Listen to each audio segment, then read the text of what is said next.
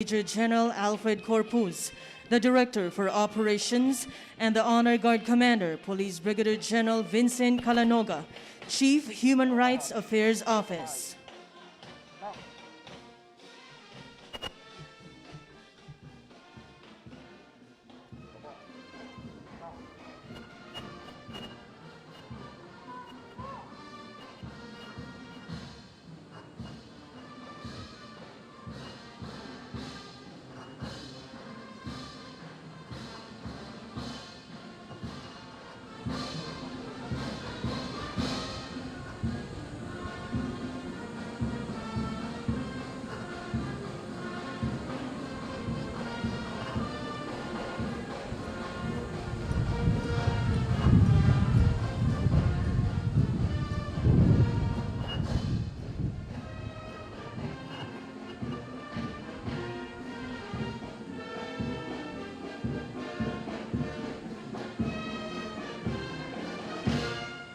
Tanghal!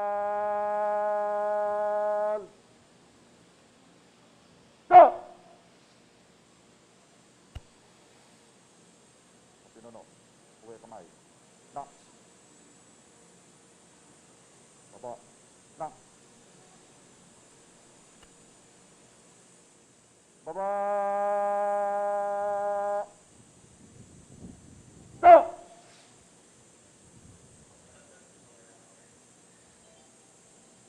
Pinuno, tapos na po ang parangal.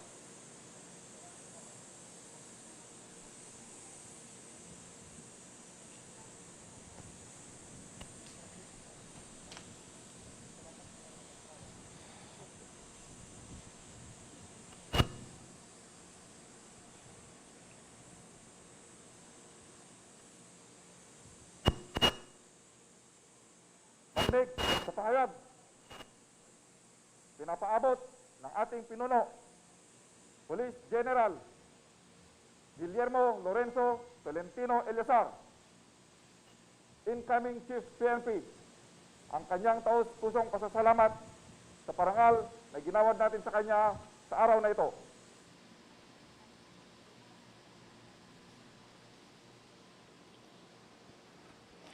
The arrival honors for the incoming Chief PNP Police General Guillermo Lorenzo Tolentino Eliazar has been completed.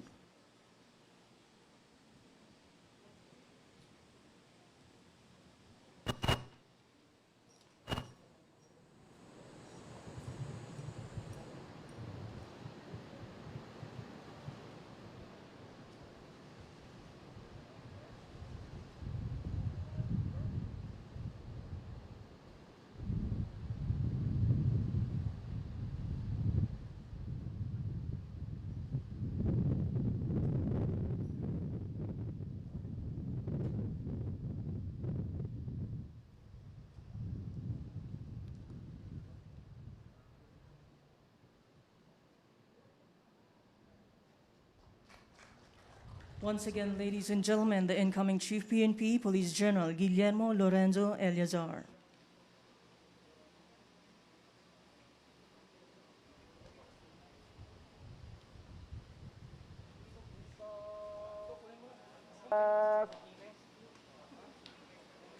Ho!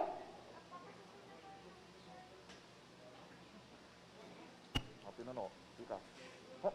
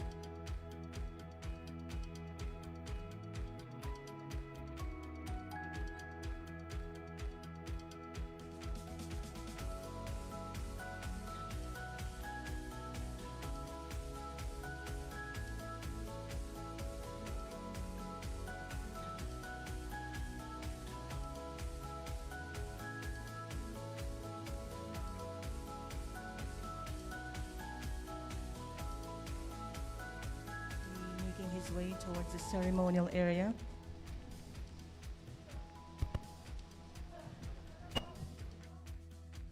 Outgoing Chief PNP is slowly making his way towards the ceremonial area.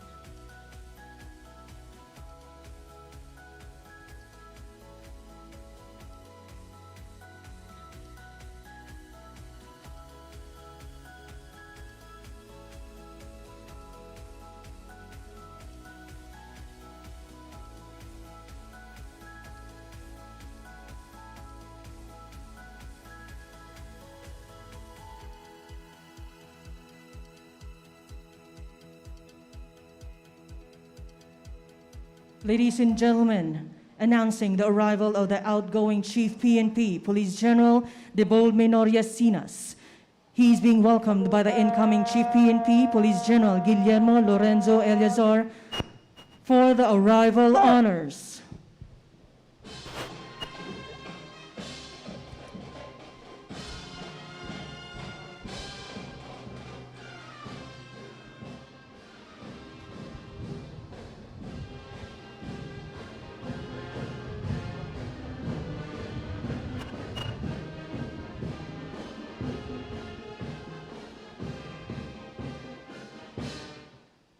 Tanghal!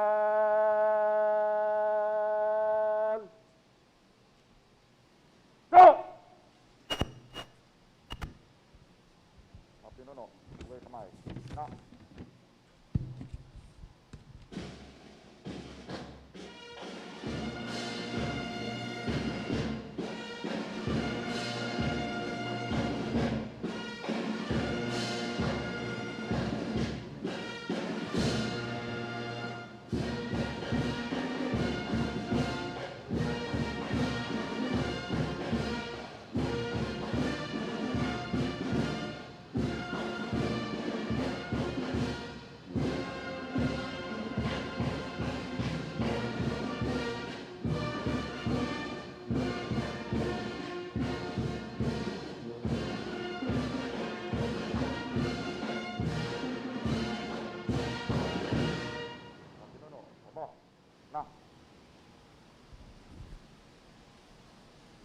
Baba!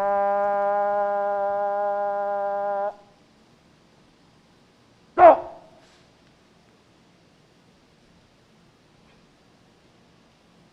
Pinuno, handa na po ang tanod pandangal upang libutin.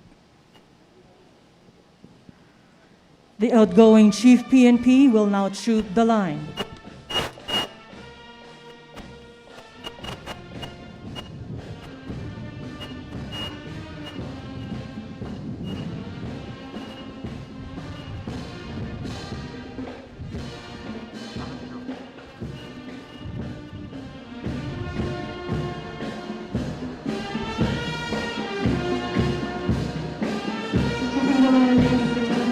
Police General Debol Menoria Sinas, the outgoing Chief of the Philippine National Police.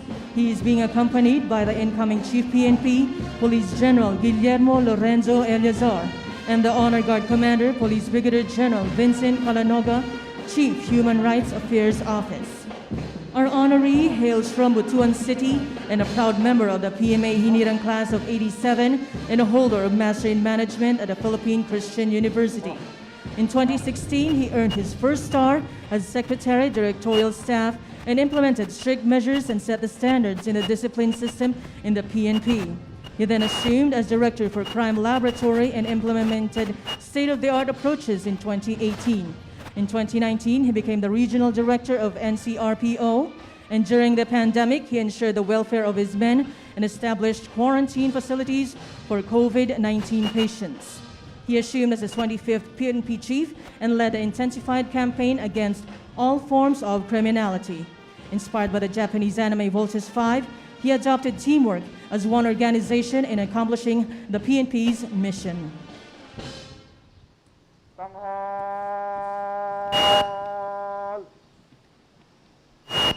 Go! Pinuno, tuloy kamay. Na. Baba. Na. Baba.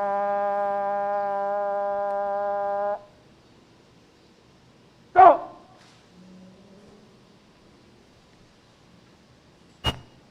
Pinuno, tapos na po ang parangal.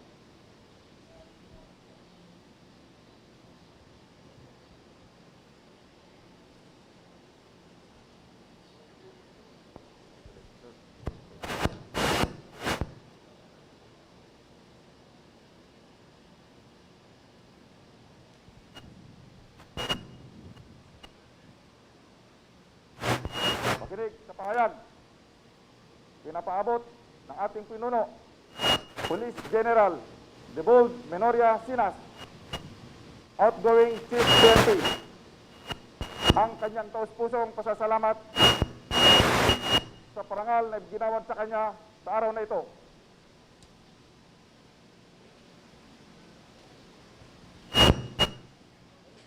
The arrival honors for the outgoing Chief PNP Police General Debold Menoria Sinas has been completed.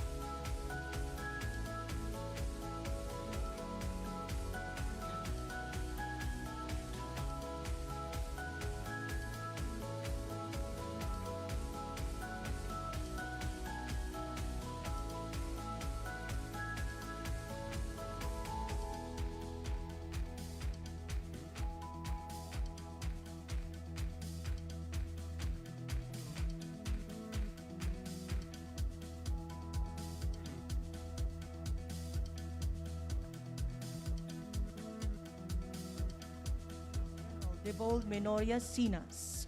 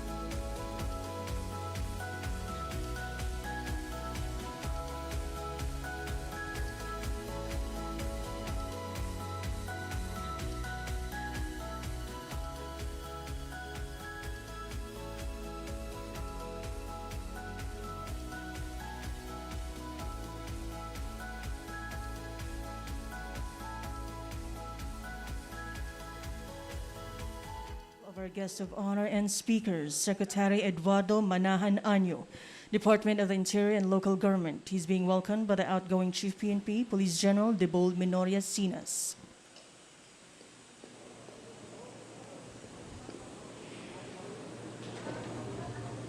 Ladies and gentlemen, Secretary Eduardo Año, Department of the Interior and Local Government.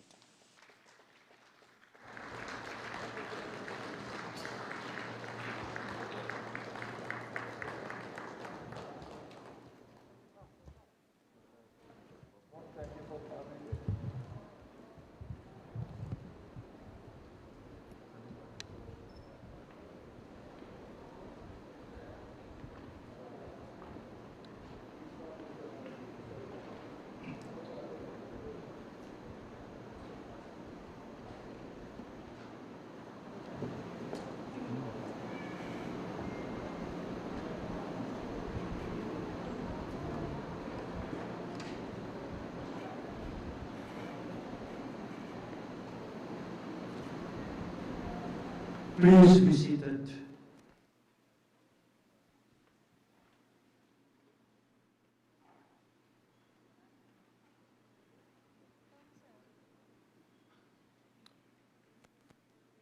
Ladies and gentlemen, good afternoon. Welcome to Camp Brigadier General Rafael Crame, the home of the national headquarters of the Philippine National Police. Today is the PMP Chains of Command ceremony. Please all rise for the entrance of colors.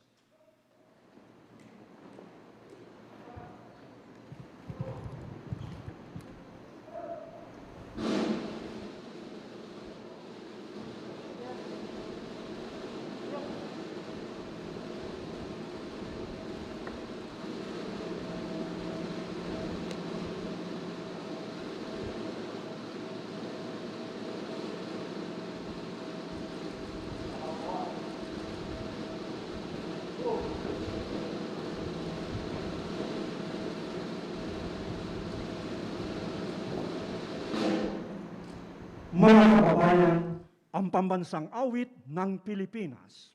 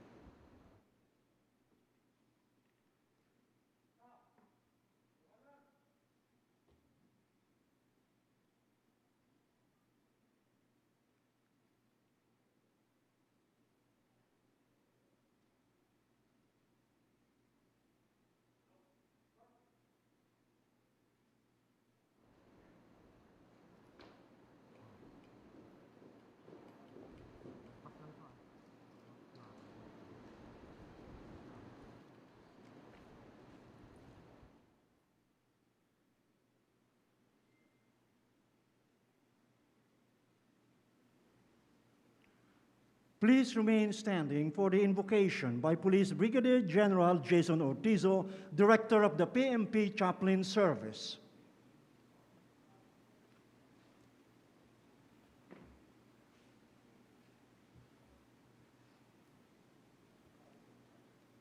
With all humility in our hearts, let us bow our heads and be aware of God's loving presence. Let us pray.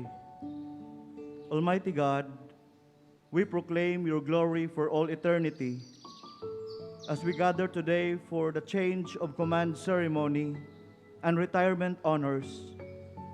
Accept our gratitude and appreciation for the exemplary career of our outgoing Chief PNP, Police General Debold M. Sinas. We thank you, Lord, for the never-ending guidance you bestowed upon him throughout his entire years in the PNP. And we are all the more grateful for granting him the grace to enjoin us to vote in for continuing transformation and good governance.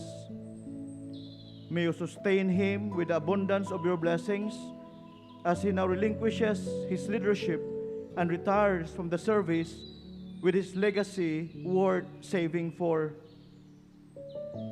In like manner, we also ask you to pour down your divine providence upon our incoming Chief PNP, Police General Guillermo Lorenzo T. Ilyasar.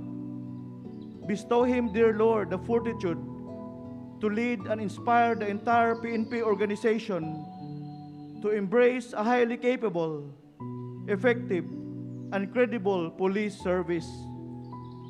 Unite us with the mystery of your salvation and sacred protection as we continue to perform our sworn duties and responsibilities without fear or favor. Finally, we beseech for your special blessings upon our guest of honor and speaker, Secretary Eduardo M. Anyo. Grant that his ascendancy upon us would steer the PNP organization towards the betterment of the service for the greater glory of your heavenly kingdom. All this we ask and pray in your mighty name. Amen. Amen.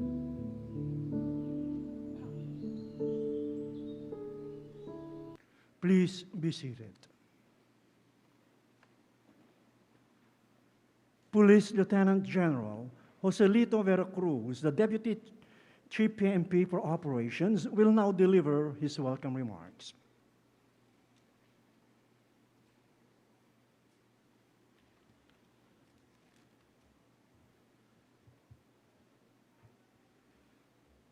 To our guest of honor and speaker and presiding officer, DILG Secretary Eduardo M. Anyo, sir. To the outgoing Chief PNP, Police General Debold M. Sina, sir. To the incoming Chief PNP, Police Lieutenant General Guillermo Lorenzo T. Eliasar, sir. To Police Lieutenant General Israel Ephraim T. Dixon, our TCDS. Attorney Alfigar M. Triambulo, the Inspector General of Internal Affairs Service. Directors of DIPOS and Director of D-Stops. The immediate families of our incoming and outgoing chief. You can see Ma'am Lali here. To the members of PMA Hinirang Class of 1987, led by our former TDCO, Police Lieutenant General Cesar Hawthorne Binag, Bok.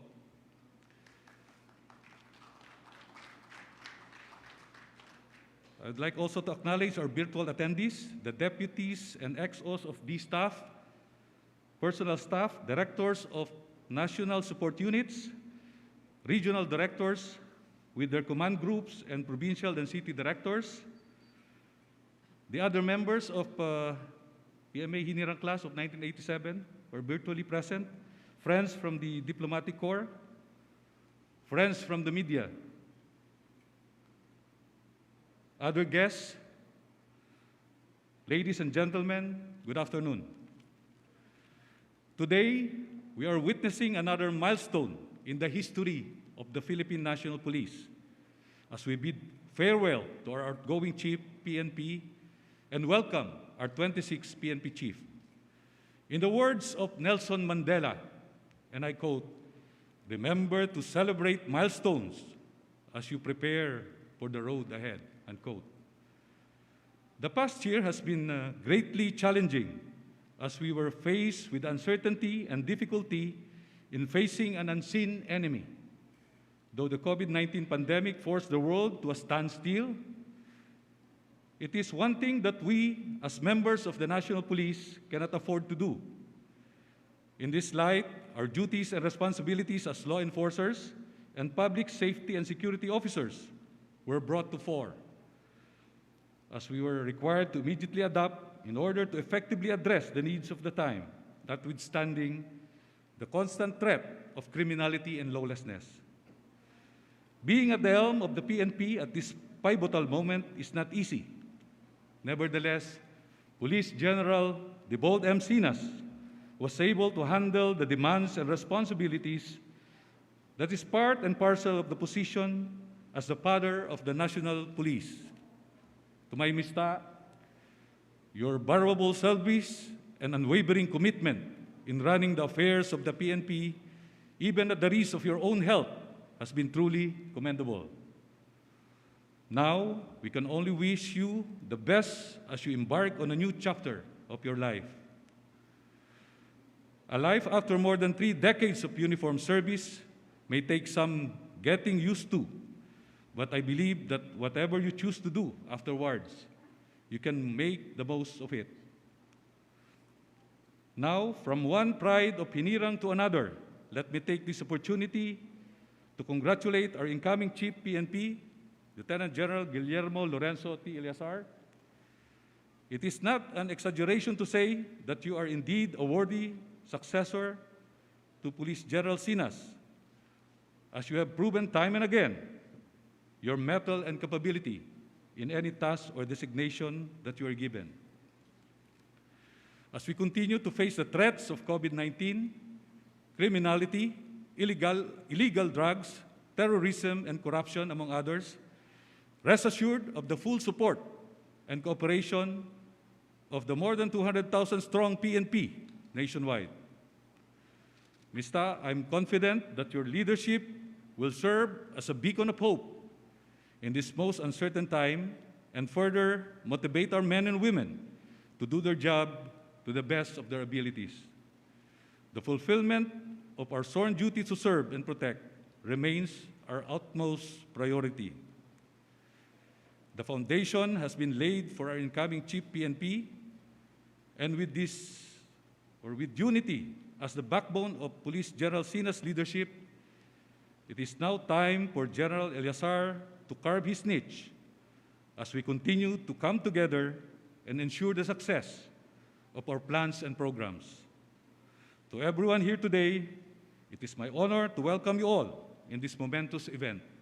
Muli, magandang hapon po at mabuhay ang ating pambansang pulisya. Thank you very much. A warm applause, ladies and gentlemen, for Police Lieutenant General Joselito Vera Cruz, the Deputy Chief PNP for Operations. We will now proceed to the presentation of awards.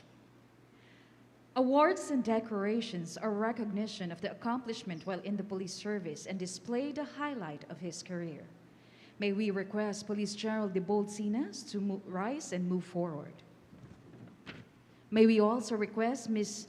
Normie Ann Gabrielle Sinas to join us, please.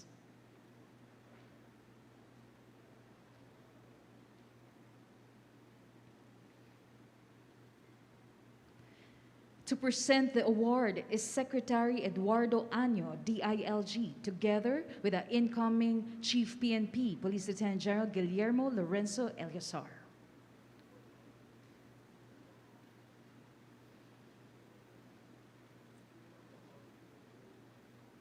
For his exceptional performance of major responsibility as the Chief PNP from November 10, 2020 to May 8, 2021, Medalya ng Katapatan sa Paglilingkod is proudly presented to Police General Debold Menorias Sinas.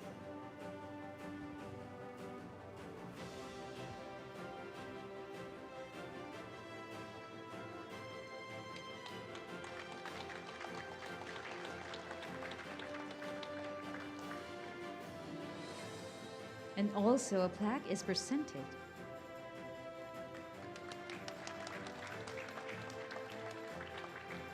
Congratulations, sir. Please be seated.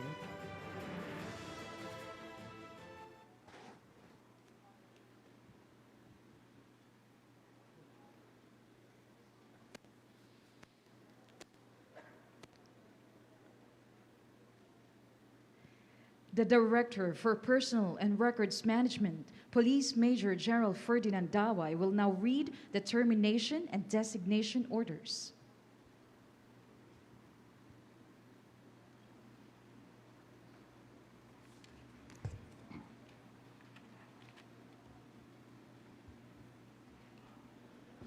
Republic of the Philippines, National Police Commission, National Headquarters, Philippine National Police, Camp Brigadier General Rafael T. Trami, Quezon City. Termination of designation.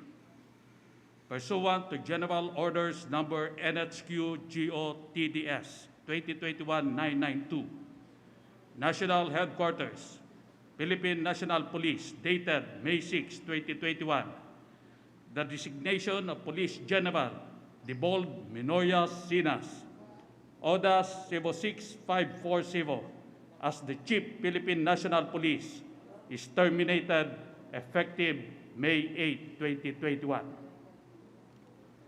Designation. Pursuant to General Orders Number NHQ GODES 2021-994, National Headquarters, Philippine National Police, dated May 6, 2021.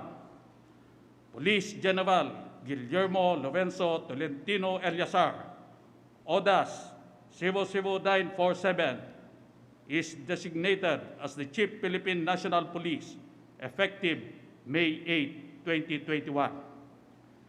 By the direction of the President, Rodrigo Roa Duterte, Official Eduardo M. Anyo, Secretary of Interior and Local Government, signed Ferdinand B. Daway, Police Major General, the Director for Personnel and Records Management.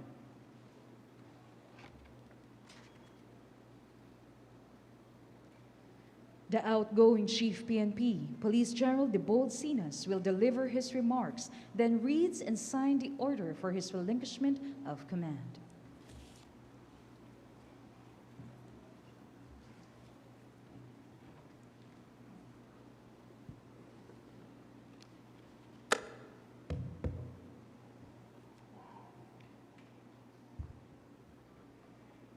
To our guests of honor and presiding officers, good afternoon, sir. Secretary Eduardo Anyo, sir.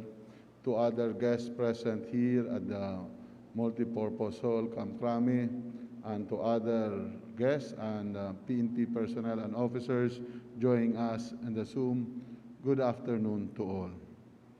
Before I read and sign my relinquishment of command, please allow me to thank the following. Our President, Rodrigo Roa Duterte, for his trust and confidence in me and designated me as the Regional Director of National Capital Region and then as the 25th Chief PNP. Thank you very much to our beloved President. To Senator Lawrence Bongo for his confidence in my management skills to lead the PNP organizations. To our beloved Secretary to the Interior and Local Government, Secretary Eduardo Anyo, sir, thank you very much, sir, for your unwavering support to the PNP and to my leadership, sir. To the Cabinet Secretaries who always assisted the PNP, particularly during this COVID-19 pandemic, thank you very much for all the supports and cooperations from you. To all the senators and congressmen who are always supportive to us, the PNP, thank you always, sir. To the NAPOLCOM family, to the different commissioners, to the DILG family, the USEC and ASEC and other division head, thank you very much for all your support and cooperations and unrelenting assistance to the PNP. Thank you very much, sir. To the local chief executives, the governors, and the city and the municipal mayors who always assisted the PNP in its fights against criminality, illegal drugs, terrorism, corruptions, and the COVID pandemic. I will also thank you very much for all of this from the bottom of my heart.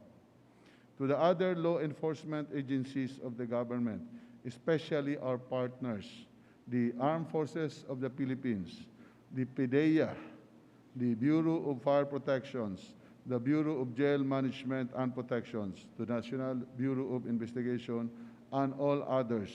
Thank you for the continued cooperation, support, and collaborations in our anti-criminality, corruptions, and terrorism campaigns. To the judiciary, from the Supreme Court down to the regional courts and city and municipal judges, present today virtually, thank you very much for your indulgence and patience with the PNP. To the PNP National Advisory Council, headed by Mr. Proji Gesta, thank you for all your advices and constructive criticism that help us and guide us in every challenges we have faced and encountered. Your active presence made our job easier. To the diplomatic corps, to the foreign diplomats, ambassadors, consuls, and foreign police attachés who are in constant contact with the PNP, thank you for your cooperations and understanding. To our media friends who followed us in the last 6 months, thank you very much. To Team PNP, especially to my classmate and the incoming Chief PNP, Police General Gilor Lorenzo, or I should call him Gilor T. Elizar. Thank you, Bok, for your unwavering support in my term as the 25th Chief PNP. Your constant presence in my side in all our activity made my term as the Chief PNP easier and lively. With you around, nobody challenges us. To my other classmates, the incoming TDCA, and now the TDCO, Police Lieutenant General Jojo Veracruz, to the incoming TDCO, the current TCDS, Police Lieutenant General Bong Dixon, to our TDO, Police Major General Alfred Corpus. Thank you very much for your trust in my confidence. And to my other retired classmates and MISTA who are following us in the Zoom, thank you for your constant reminder to excel in all our endeavors. To the members of the D staffs present, to the Director for Integrated Police Operations, Regional Directors of the Police Regional Offices, Directors of National Support Unit, personal staff members, to all the PCOs, and police non-commissioned officers led by the Command CESPO, Police Executive Master Sergeant Alexander Jimenez, and the non-uniformed personnel led by Ms. Cynthia Rosales and other personnel of the PNP. Thank you, and thank you very much for your cooperation, support, and trust in my leadership to lead the PNP. To my mentors, whom I will not name them anymore, I could only thank you much, and hopefully we will see each other that I am now retired. To my mother, Susana Sinas, who is attending via Zoom, salamat po Mama sa pagmamahal. To my sisters and brothers, thank you for your support and cooperations. To my late father, who guided me and encouraged me to join the PME, thank you for your love. Thank you for your guidance. To my children, Nico, who is now in heaven, and my beloved daughter present today, Abby, thank you for your love, devotion, and understanding of my job as a policeman. I know you suffered from bashing and cyberbullying, but you persisted and stood your ground. Thank you very much, baby, and now they will stop bashing you. To the family of my mista, to the lovely Madam Lali, kumusta po kayo, ma'am? And to the other family and children of Gilor, thank you very much for coming. And I know you're also very happy together with us that Gilor will be my replacement as the Chief PNP. To all that I have failed to mention, thank you very much for your understanding, trust, confidence, support, and guidance to me and to the PNP organization. To each and everyone present physically and in virtual world or via Zoom, good afternoon to all. I distinctly remember the day President Rodrigo Roa Duterte announced my appointment as the Chief of the Philippine National Police. I silently told myself, there is no greater honor than to lead the organization that I have fought to serve and that I have dedicated my life to. To be your Chief PNP meant from that the moment on, I have to put you, my Philippine National Police, every man and woman in uniform, the first and always above all. Country, people, the PNP, in equal standing, each expecting only the very best from each Chief PNP.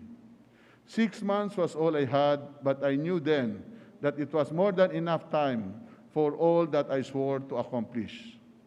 Today is my last day as your Chief PNP, and I am very happy to leave the PNP knowing that I was able to accomplish the objectives and goals we had set in the last 6 months.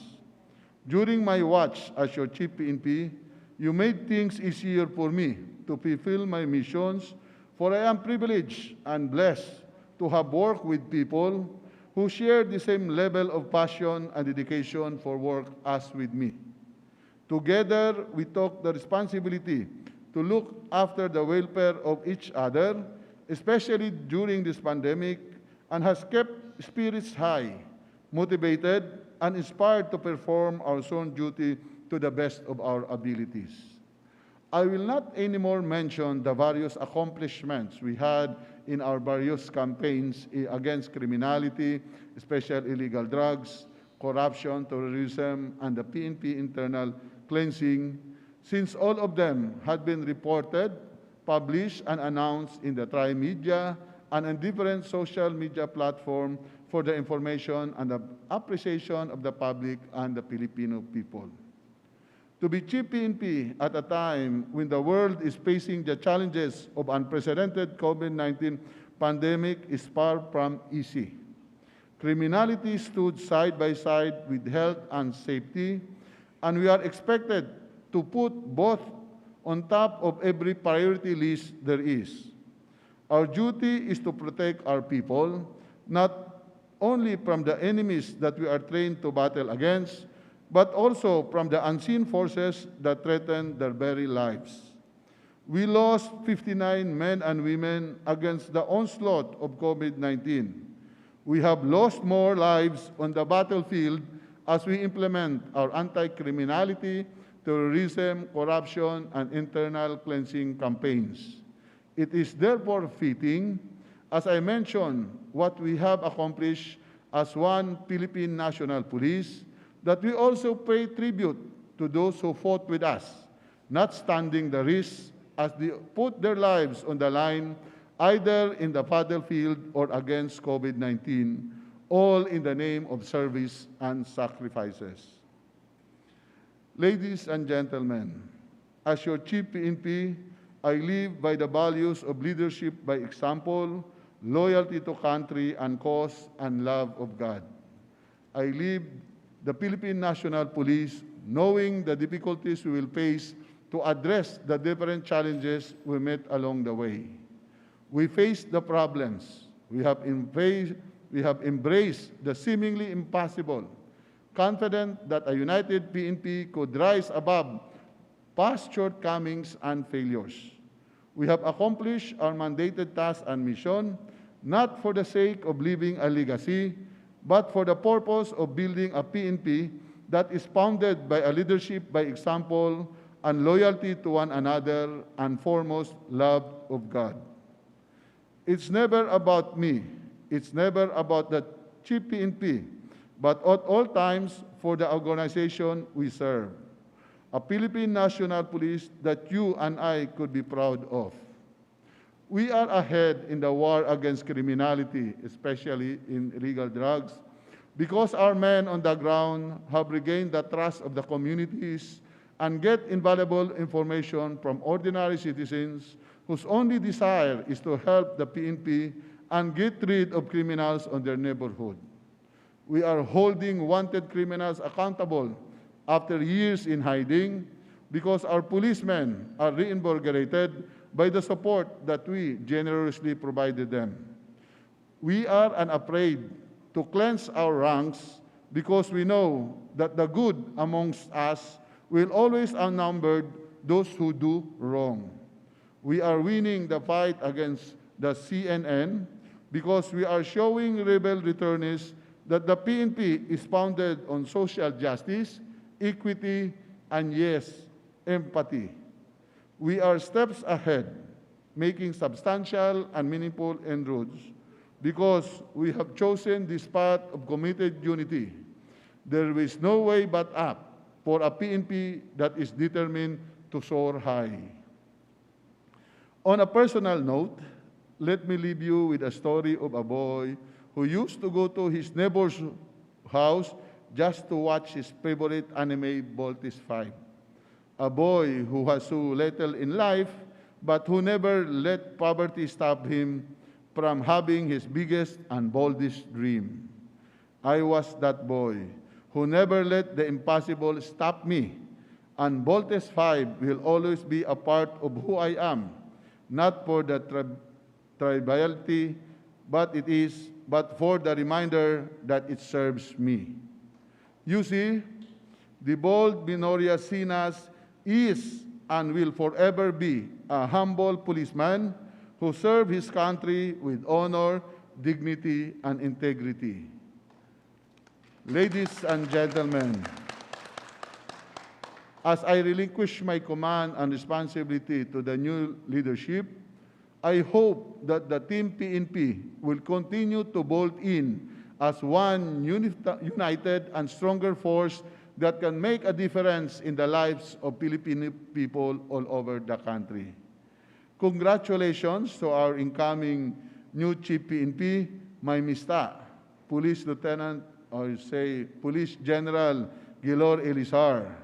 I know we share a common desire to serve the nation, and I know your confidence and focus will be always instrumental in fulfilling your commitment as law enforcement, as a member of law enforcement organization. I now leave the 220,000 strong PNP personnel, from the highest ranking generals to the lowest ranking officers and non-uniformed personnel, with great humility, pride, and confidence. Thank you very much, at mabuhay po tayong lahat. And now, let me sign the relinquishment of office. Pursuant to General Orders Number NHU GO-TCDS 2021992, National Headquarters, Philippine National Police, dated May 6, 2021, I hereby relinquish my position as the Chief Philippine National Police, effective May 8, 2021, and I sign. I will also give my tour of duty report, a copy of my tour of duty report, to our SILG for her reference and appreciations. Thank you very much, at mabuhay po tayong lahat. Thank you, sir.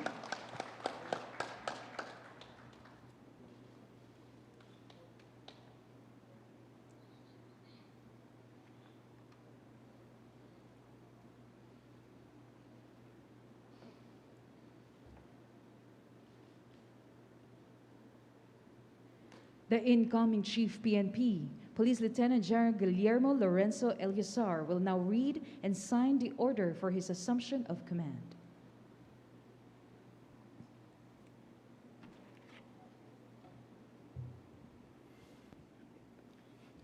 Assumption of command. Pursuant to General Orders Number NHQ GO DES 2021-994, National Headquarters, Philippine National Police, dated May 6, 2021, I hereby assume the position as the Chief Philippine National Police, effective May 8, 2021, and I sign in your presence. May we now request the outgoing Chief PNP to rise, please.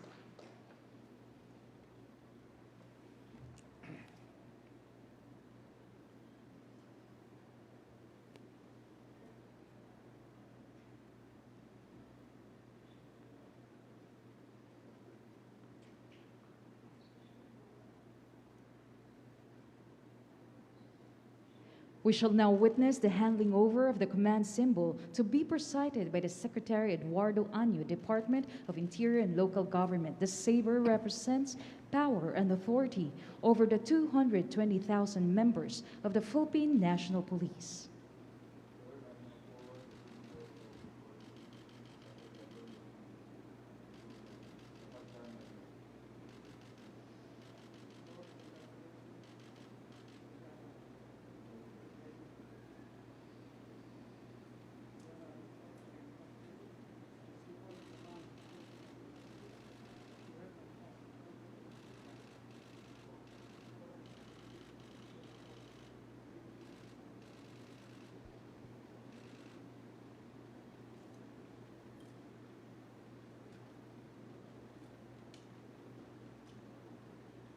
A warm of applause, ladies and gentlemen.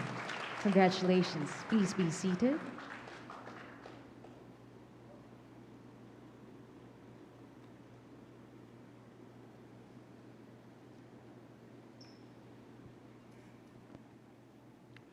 The new Chief PNP, Police Lieutenant General Guillermo Lorenzo Eleazar, will now give his first order of the day to raise his personal flag, to be followed by his inaugural speech.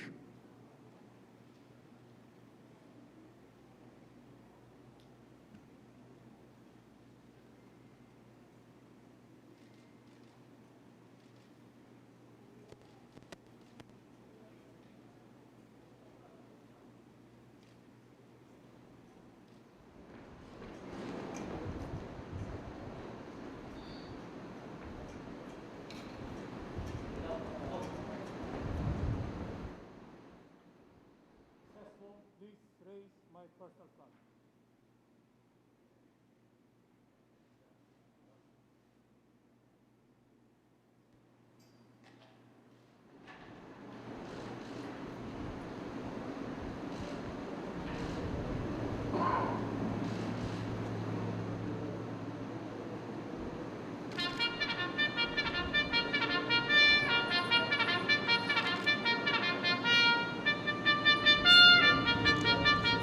Raising a personal flag symbolizes authority and signifies that someone is in charge of the Philippine National Police.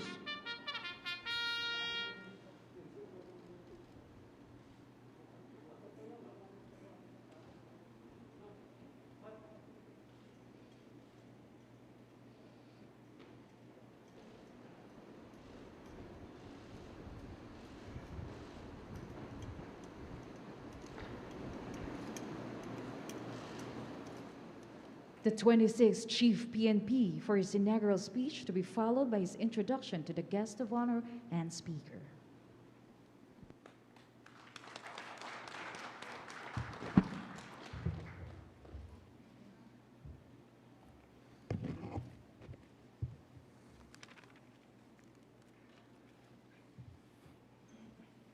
Blessed day to everyone.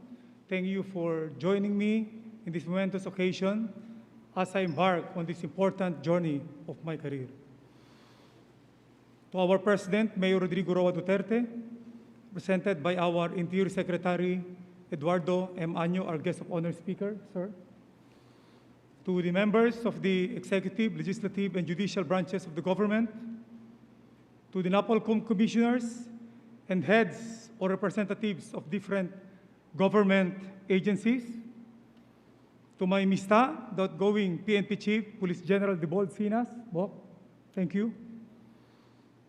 To the members of the command group who are present here, we have here with us the incoming Deputy Chief PNP for Administration, Police Lieutenant General Joselito Veracruz, also our classmate, and the incoming Deputy Chief PNP for Operations, Police Lieutenant General Israel Ephraim Dixon. We have also here with us joining the Inspector General of the Internal Affairs Service, Attorney Alfigar Triambolo, sir. The 5 directors of our Directorate for Integrated Police Operations are present here. All the members of the director staff are also here with us. Joining by Zoom or online are the different other commanders, the regional directors, the directors of the national support units, the district directors of NCRPO, provincial directors, city directors, as well as the chiefs of police nationwide, other police commissioned officers, police non-commissioned officers, and non-uniformed personnel. To the men and women of the Armed Forces of the Philippines, led by our classmate, AFP Chief Staff General Cirilito Subihana, who is joining us also online. To the officers and men of Philippine Coast Guard under our another Mista, Admiral George Ursabia, who is also joining us virtually. To all the officials and employees of the DILG family, including those coming from Bureau of Fire Protection, led by Fire Director Jose M. Bang, who is joining us also through Zoom, and Bureau of Jail Management Penology, led by Jail Director Alan Iral. To the Council of Elders and our predecessors, former chiefs of the PNP, special mention to my wedding sponsors for Ninongs, General Ricardo Sarmiento II, and General Raul Bacalso, and my mentor, General Alan Purisima. I would like also to greet my former boss and also a Ninong, General Francisco Zubia Jr., to the members of the Diplomatic Corps, to the members of the PMA Hinirang class of 1987, and their ladies joining us through Zoom also, to our PNP community partners, local chief executives, and other LGU officials, including our punong barangays, the members of the advisory councils of the different units of the PNP, the officers and members of the PNP Officers Ladies Club, to the esteemed guests of the outgoing Chief PNP who are joining us live here, the daughter of Dibold, Abby, and the other relatives joining online, to my family who are present here, my ever supportive wife, Lali. Please stand to be recognized, ma'am. Thank you. My children, Nikki,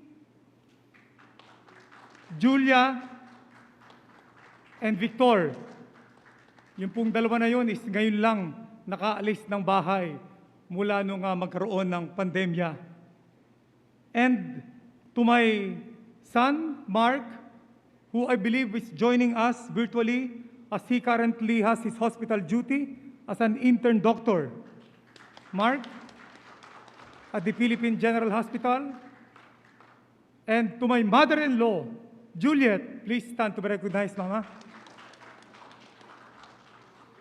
Actually, she was married to also a PNP officer, the late Police Colonel Attorney Simon Hernandez, who is no longer with us, sir. To my siblings and the respective families, siyang po, sir, kami na magkakapatid.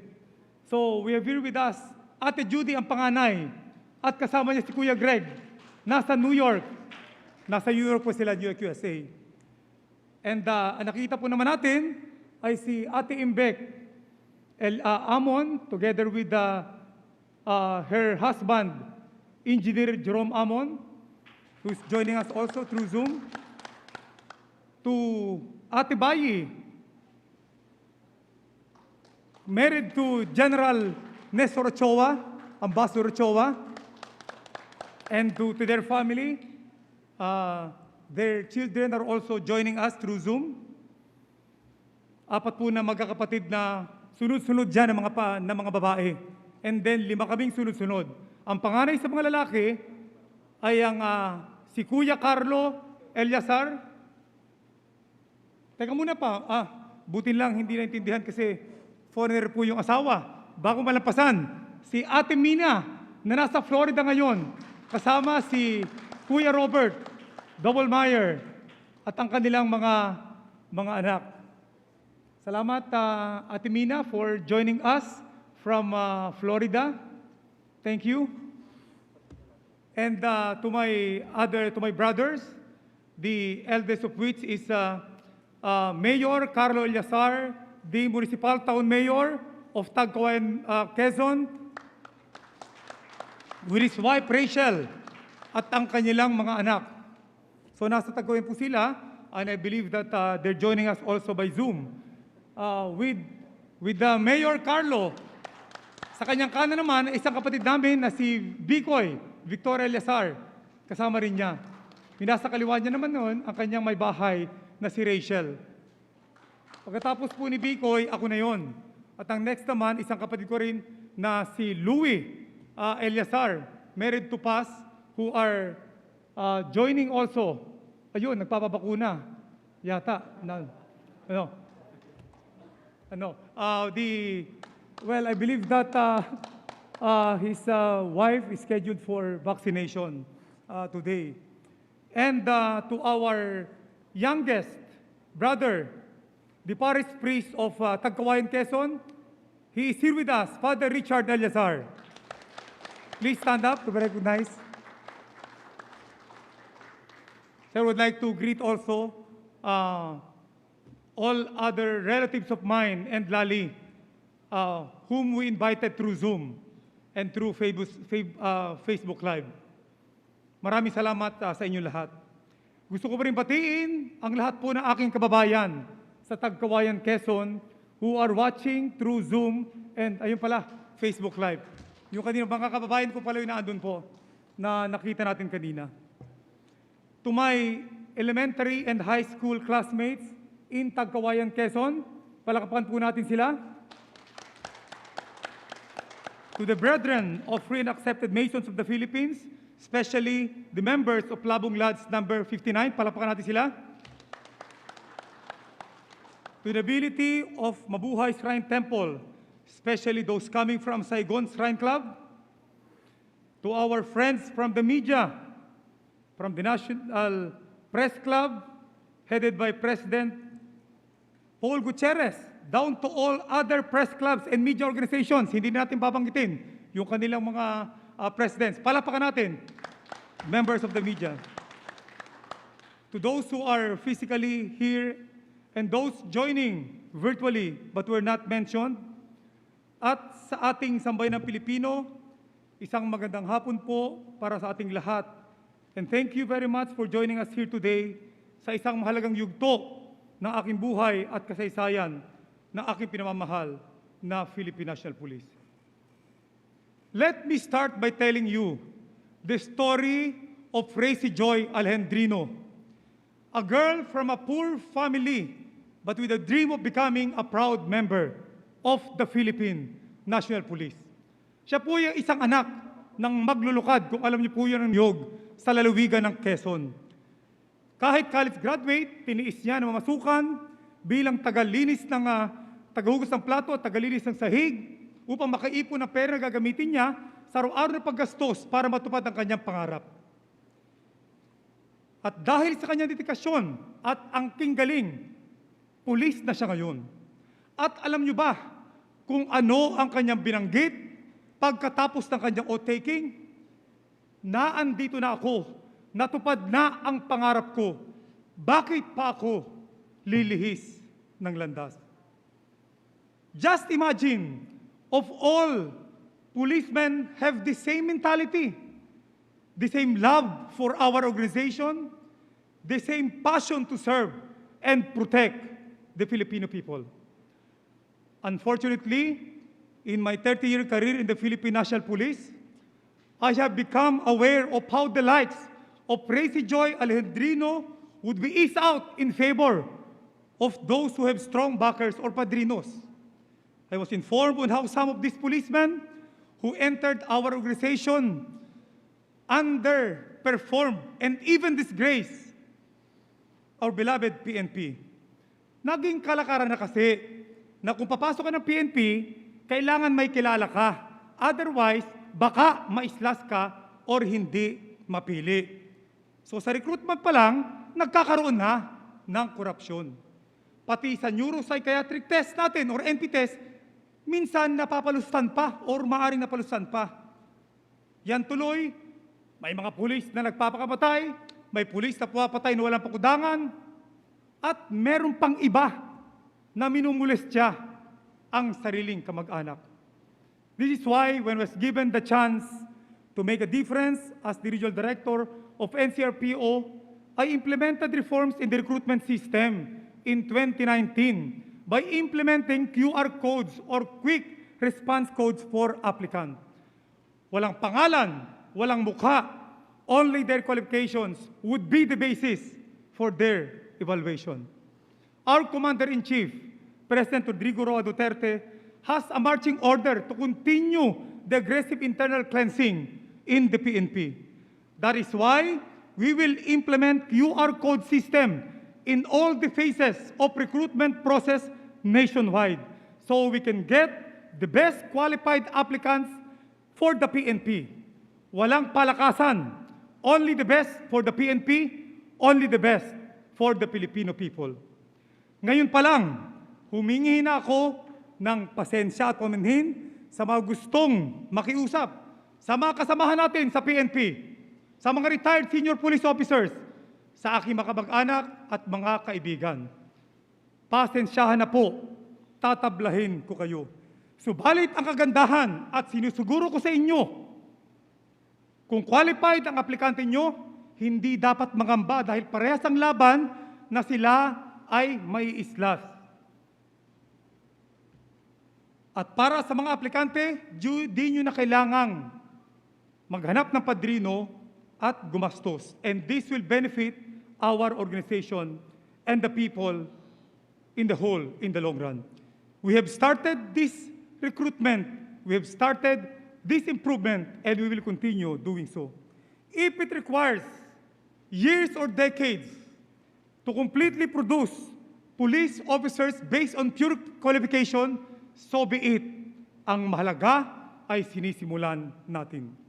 Kaya sa mga katulad ni Patrolwoman Racy Joy Alejandrino at sa ating mga best and brightest kabataang Pilipino na gustong magpulis pero walang kakilala, tinutuwid na po natin ang kultura ng palakasan at padrino system sa recruitment na nagsilbing hadlang para makapasok ang iba pang mga qualified na aplikante. Bukas na bukas ang pintuan ng aming organisasyon sa inyo. Noon pa man hanggang ngayon, hangad ng PNP organization na lalo mapagbuti ang paglilingkod sa ating bayan. Lahat ng mga naging leader ng PNP ay nag-ambag ng kanilang galing sa ikagaganda ng ating mga programa at yun din po ang plano kong gawin. I take this opportunity to thank all the past PNP chiefs for their contribution in improving the image and operational capability of our organization. I assure you that you will be continuously honored by institutionalizing the best practices and reform programs you had initiated that paved the way for us to attain what the PNP is now. Special mention to our immediate upperclassmen mula sa pagiging astig ni General Bato de la Rosa, kampanyang pulis disiplinado ni General Oka Albayalde, sa pulidong trabaho ni General Archie Gamboa, hanggang sa pagiging praktikal ni General Picoy Cascolan. Asahan nyo na mananatili ang klase ng liderato at aral na pinakita nyo sa klase ng liderato ko bilang ika-26 na hepe ng pambansang pulisya. At gaya ng parating sinasabi ng aming Mr. Outgoing Chief PNP, General de Bolsinas, nakalatag na at napakaloob ang mga gagawin at dapat gawin sa ating roadmap. Ang kailangan na lamang ay tutukan, palakasin, at maayos na ipatupad upang maging responsive at evolving ang mga programang ito at lalo pang maging highly professional, motivated, at dynamic ang ating organisasyon. It is in relation to this that I would like to build on the programs that we have already initiated by the past PNP chiefs and other PNP officials to harmonize them into an overarching policy that we can all abide by. While we already have a clear roadmap, thanks to the past PNP leaderships, there is, of course, always a room for improvement. Dito po ako magpapatupad ng Intensified Cleanliness Policy or ICP ng PNP, which I hereby launch effective today. The Intensified Cleanliness Policy aims to align our programs and trust into three main parts. The improvement in the recruitment system is just a part of one of the principles of Intensified Cleanliness Policy. This ICP is anchored on the broken windows policy, which basically states that small problems must be immediately addressed to prevent these problems from getting worse. Sa panahon na ako ay junior officer at middle-ranking police officer, isang bagay ang natutunan ko at nakapulutan ng aral. Ang maliit na problema na hindi pa pinansin at pinabayaan ay lalaki, lumalala, nakakahawa at kumakalat hanggang ito ay lumala. Kaya mula noon pa hanggang ngayon, nung mapunta ako sa Anti-Cybercrime Group, QCPD, PRO Calabarzon, NCRPO, mabilis na aksyon ang dapat na pamantayan upang ma-resolve agad ang anumang problema. Ganon din ang gagawin natin dito sa ating Intensified Cleanliness Policy. Ang mga issue at problema, maliit pa lamang, aaksyonan na agad upang hindi lumala pa. Simplified, the Intensified Cleanliness Policy is broken down into three essential parts. Cleanliness in the offices, cleanliness in the ranks, and cleanliness in the community. I repeat, cleanliness in the offices, in the ranks, and in the community. Magsimula tayo sa ating mga police station or PCP at mga police community precincts. Paano nga naman natin makukuha ang suporta ng ating mga kababayan kung at malinis ang kanilang komunidad kung sarili nating bakod ay hindi natin malinis? Ang solusyon, Intensified Cleanliness Policy sa ating mga opisina. Our PCP or our police station is considered the window to the soul of the Philippine National Police. It is where the lasting first impressions of the people are built. It is where the respect of the community is established. It is where the trust and confidence of the public are founded. Hindi dito sa Camp Crame, hindi rin sa mga regional headquarters, hindi rin sa district or provincial headquarters at city headquarters. Kung hindi sa police station at PCP pupunta ang ating mga kababayan para humingi ng tulong. Kung sa Bukana pa lang, ay nagkalat na ang basura at upo sa sigarilyo at iba ang amoy. Pagpasok doon, paano pa natin makukuha ang respeto at tiwala ng ating mga kababayan? Hindi kailangan bago at magarbo ang ating police station at hindi rin kailangan kompleto ang gamit ito. Ang mahalaga, ito ay maayos, malinis, at presentable. Lagi nating tatandaan na ang malinis na opisina ay nagdudulot ng malinis na pag-iisip at ang malinis na pag-iisip nagbubunga ng malinis na pagsiservisyo at pagtatrabaho. And as our Chief PNP, I will take the lead in seeking the support of our local government units who are our constant partners in the maintenance of peace and order to help us improve our police station. Ngayon, bakit ba tayo humantong sitwasyon ng ilan sa ating mga kasamahan ay naging miyembro o leader ng mga sindikato, promotor ng kalokohan at ginagawang instrumento ng kumikitang hanap buhay ang kanilang uniforme at tsapa? Dahil sa umpisa pa lang nila ng pangungutong ay hindi pinansin, pinabayaan at nakalusot kaya naghangad na malakihan. Dito papasok ang intensified cleanliness policy in the ranks. Nag-uumpisa pa lamang ay supulin agad natin para hindi lumaki at maging sakit ng ulo ng ating organisasyon at ng ating mga kababayan. Ang intensified cleanliness policy in the ranks ay naayon sa paulit-ulit na sinasabi ng ating Pangulong Duterte that he will not tolerate corruption and that it will be his personal battle to run after these crooks for the remainder of his term. It starts with the nameless and faceless recruitment process, but even if you have qualified PNP personnel and proper training, kung ang dadat na naman nito mga bagitong pulis pagpunta nila sa police station ay mga kasamahan na magbibigay ng blood influence, na magtuturo sa kanila ng hindi maganda, pangungutong, pagiging tamad, abusado, at gahaman sa pera, wala ring mangyayari. That is why we need the effective supervision by all unit commanders in all levels of the organization, from the Chief PNP to the regional director, to the district director, provincial and city director, chiefs of police, station commanders, and even the PCP commanders and other supervisor and team leaders. I expect every unit commander and team leader to exercise effective supervision of their men. Naniniwala ako na magdadalawang isip gumawa ang sinumang pulis, maging yan man ay patrolman, o maging general, kung alam niya na siya ay hindi kukonsintihin ng kanyang commander, hindi kukonsintihin ng kanyang kasamahan, at hindi kukonsintihin ng kanyang organisasyon. On my part, as I formally assume the highest position in the Philippine National Police today, I also sign a contract with the Filipino people that I too shall lead by example. It is in this contract that I assure our kababayan that for as long as I am the Chief PNP, every single centavo of your hard-earned money allocated to us will be in good hands.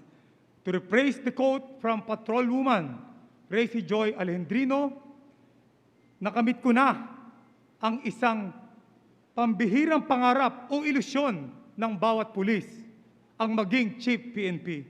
Bakit pa ako lilihis sa landas?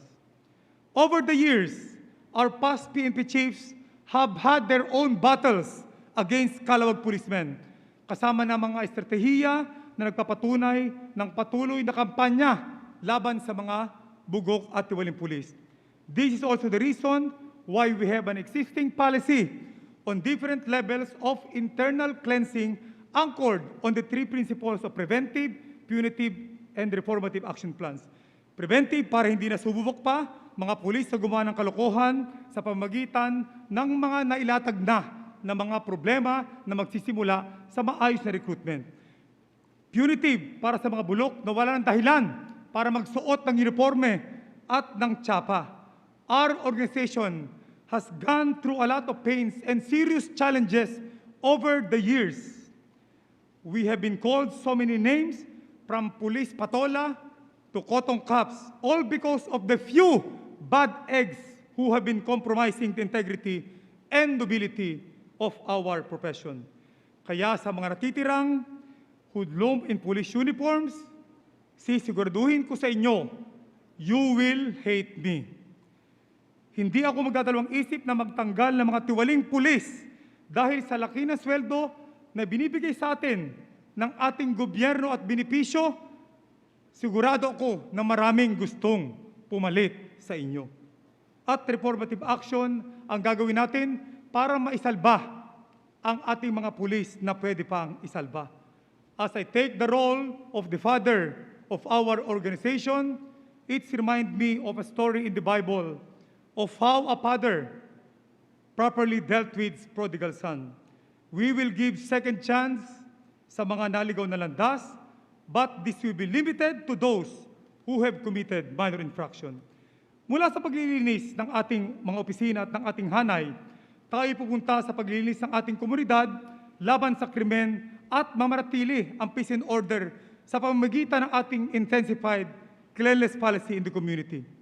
In our analysis in the peace and order situation in the Philippines, halos lahat ng krimen ay nagsisimula sa maliit na bagay. Magsimula ito sa simpleng paglabag ng ordinansa, gaya ng pag-inom sa kalye, kapag nalasing, naghahanap ng away, ng babastos, hanggang nauwi sa seryosong krimen gaya ng patayan, hayon, malaki ng problema. Kaya aksyonin agad natin bago pa lumala, gaya ng ating ginawa sa Metro Manila nung maghigpit na pinutupad ang mga ordinansa para maiwasan ang mga tambay sa lansangan. At ito ang isang naging dahilan para bumaba ang krimen ng more than 60% yung crime volume noon for the first 3 years of the Duterte administration at patuloy nating sinasagawa. These daily operations compelled even the neighborhood toughies to behave and eventually our kababayan to feel comfortable walking on the streets as manifested by the personal testimonies of Metro Manila residents. Hindi natin papayagan ang mga law-abiding citizens ang matatakos na lumabas ng bahay.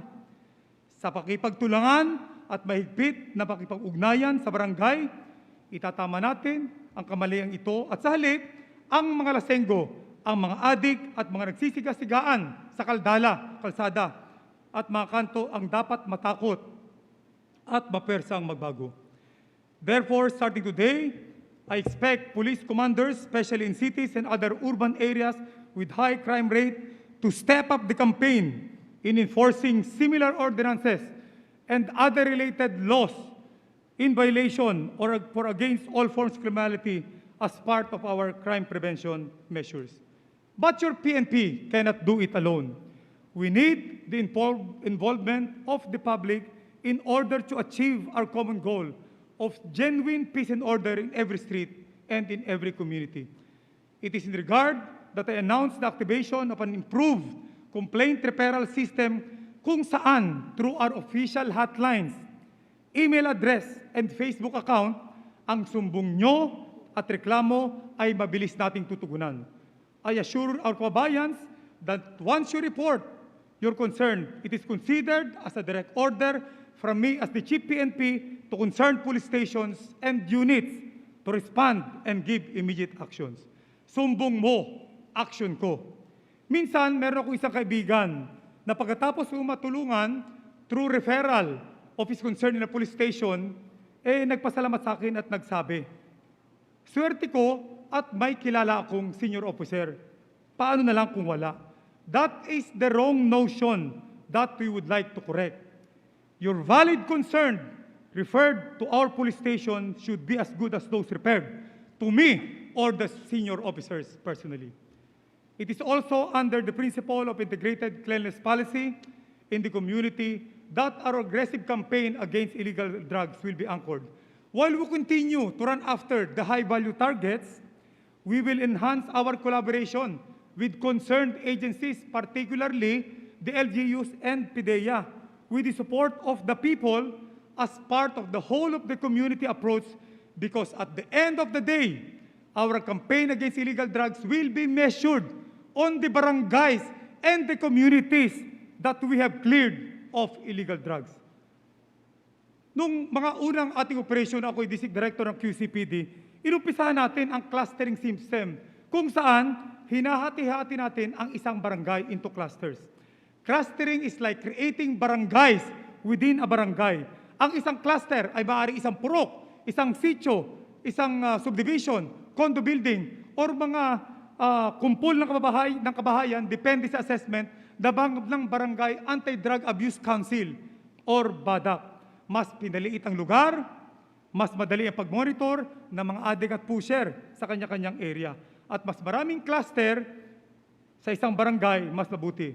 At ito naman ay nakapaloob sa Barangay Drug Clearing Program under Dangerous Drugs Board Resolution Number 3, Series of 2017. Sa bawat cluster ay merong neighborhood watch group na nagsisilbing mata at tenga ng badak at kapulisan sa kanilang lugar.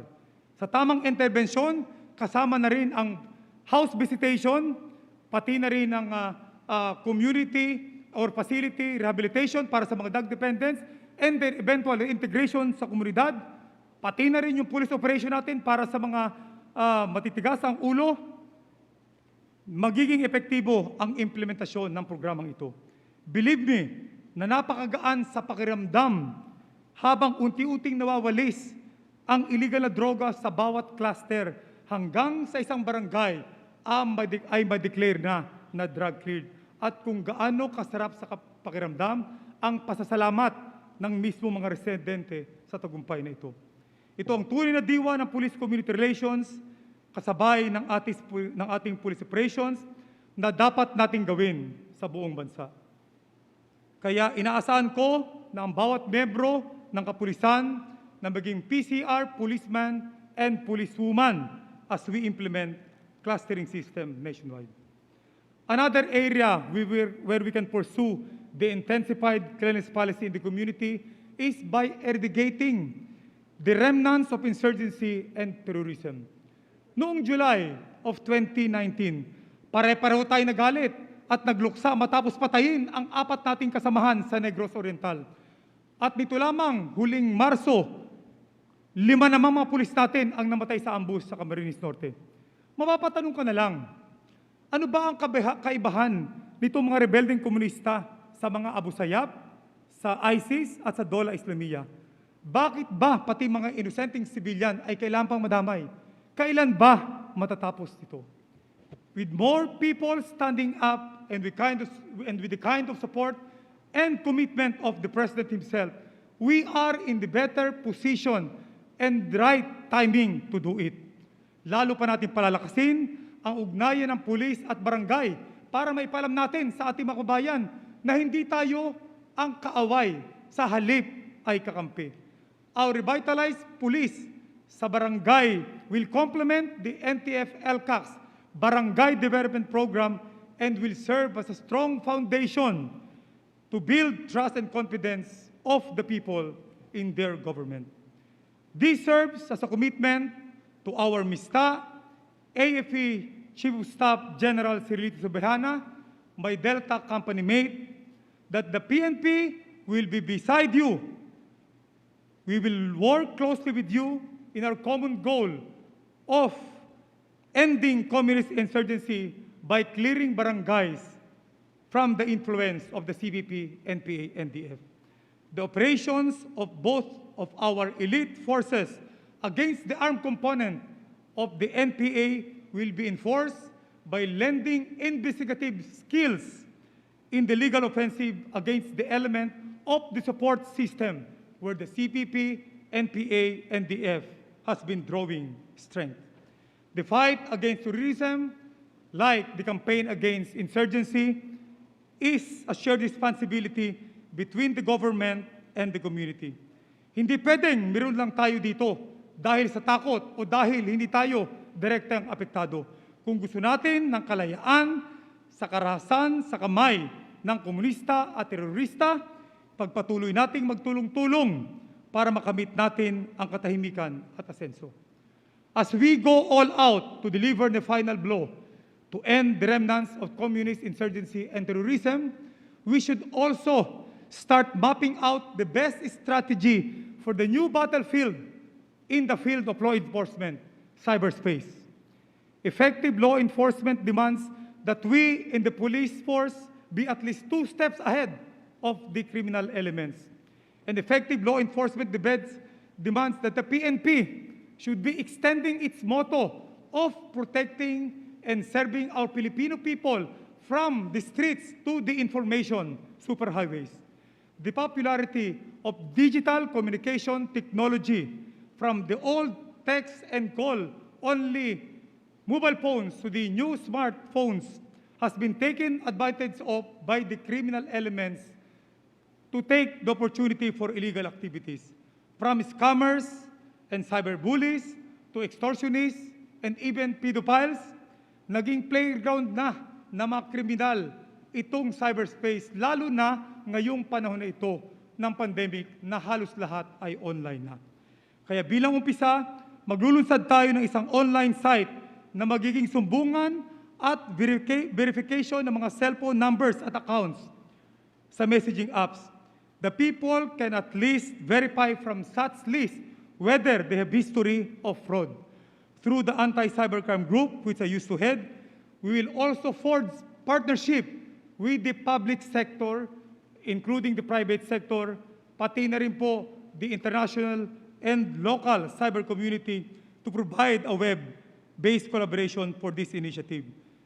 As sa lahat ng po ito, we are giving importance to the partnership with the PNP with the community and the private sectors. Lalo pa nating palalakasin ang partnership na ito.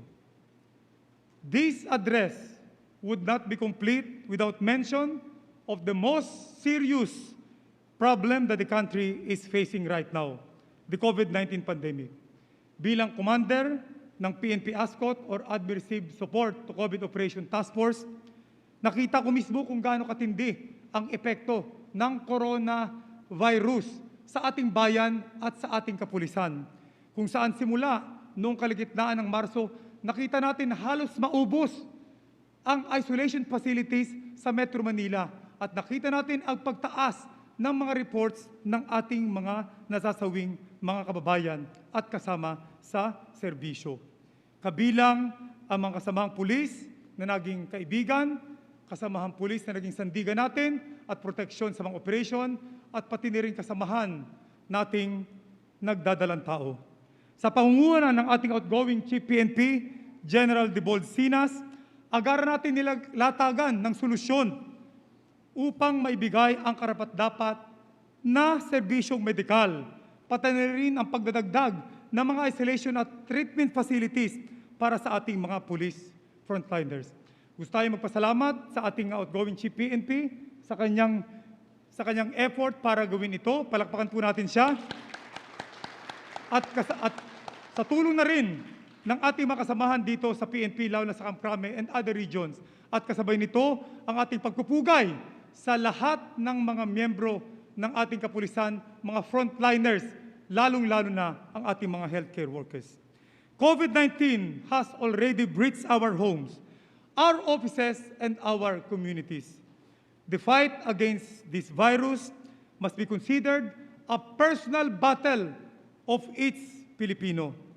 As former commander of the Joint Task Force COVID Shield, I have seen how strict adherence to the safety protocol led to reduction of COVID-19 cases. Sa mahigit na isang taon, napakipaglaban natin sa COVID-19 at mahigit isang taon na rin kung pa tayo pinerwisyo nitong COVID-19 na ito, hindi na dapat tayo sa ating mga kabayan na ulit-ulit na sinasabihan kung ano ang tamang gawin. At hindi na dapat tayo nag-aarestuhan pa. Dapat alam na natin na ang guidelines at protocols na pinatutupad na ating pamahalaan ay para sa ating kabutihan. At ito ay ginagawa hindi kayo para pahirapan. So we are appealing to your sense of maturity and unity for the sake of yourselves, your families, and your communities. Pero sa hindi talaga mapakiusapan na magsuot ng face mask at sumunod sa minimum health protocol, ngayon pa lang sinasabi ko na, gaya na sinimulan natin noong karaang araw, talagang aarestuhin kayo ng ating kapulisan. Ang ating pamahalaan ay nagbigay naman ng programa para magbigay ng libreng face mask. Ito yung reusable and washable. Kanina lang pong, kaninang umaga, tumawag po sa akin ang ating Senator Bongo at DTI Secretary Mon Lopez at sinabi na magpapadala sila sa atin sa kapulisan ng mga face mask para makatulong itong maipakalat, maibigay sa ating mga kababayan. Ibig sabihin, para sa ating mga kababayan, ang ating pong mga pulis ay naandito para tumulong mag-distribute nito at ang aming pong panawagan sa inyo, unang-una, pinakikiusapan namin kayo, sumunod kayo sa mga protocol na ito. Subalit kung hindi kayo susunod, this serves as a warning. Ito na po yung warning namin sa inyo in behalf of the PNP. At kung itutuloy nyo pa rin, huhulihin namin kayo at dadalhin sa ating mga police stations. Maraming Pilipino na ang nagdurusa at namatayan at marami na rin buhay ang nalagas sa aming hanay sa pagbabantay sa ating mga kababayan para lang gawin nila ang tama. Kaya hindi katanggap-tanggap na parang wala kayong pakialam at patuloy na nagsasawalang bahala. Tandaan natin, hindi alam ng COVID ang pagkakaiba ng ECQ, MECQ, GCQ at MGCQ. Ang alam lang nila, pag nag-relax tayo, yari tayo. Kung matagumpay natin na ipakita sa buong mundo ang ating pagtutulungan at pagkakaisa sa pamamagitan ng community pantry sa gitna ng pandemya, kaya din nating ipakita ang kaparehong pagtutulungan at pagkakaisa sa pagsunod ng kusang loob sa mga health protocols dahil ito ay isang mabisang sandata laban sa pagkalat ng COVID-19 at mabilis na paraan tungo sa sitwasyon na makamit na natin ang normal na buhay. This is the ICP, the Intensified Cleanliness Policy that we are launching today. And again, the main objective of this policy is to integrate our existing programs and improve on them on the manner that is clear and systematic. While I know that my tour of duty as the Chief PNP may be too short to oversee the full realization of all these programs, what is important is that we will be able to sustain and reinforce them so that we will not go astray on our way to attaining our mission and vision for the Philippine National Police.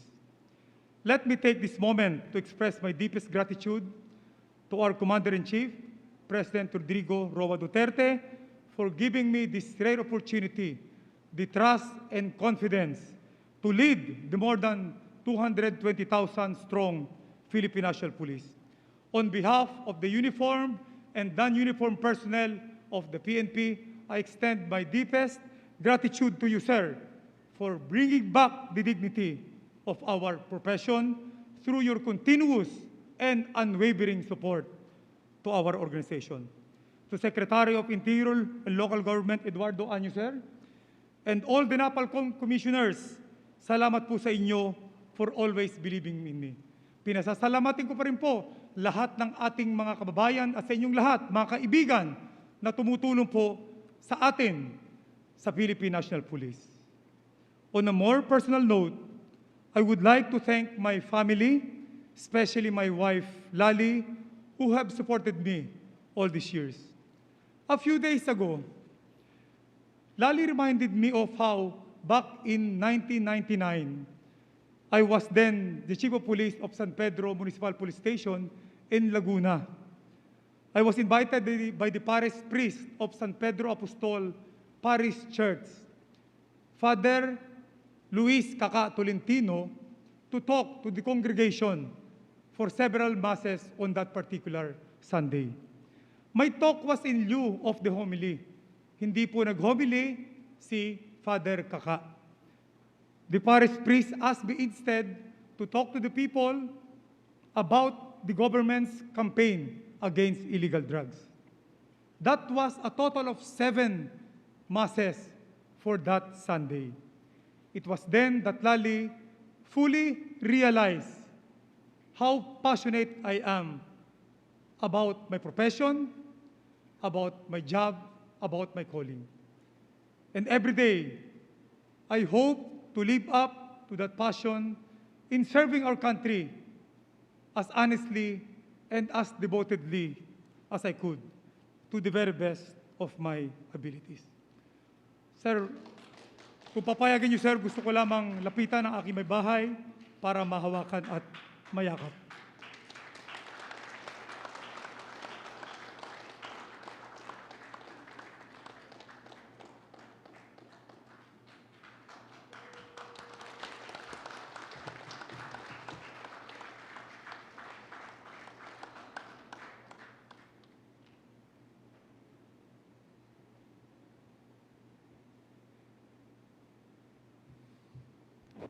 Ang aming mga magulang na sina Victor at Victoria at Mang Totit Aling Toyang sa aming mga kababayan, Nay at Tay sa aming magkakapatid, ay nagsumikap na palakihin ang kanilang mga anak na may takot sa Diyos, respeto sa matatanda, at pagmamahal sa kapwa.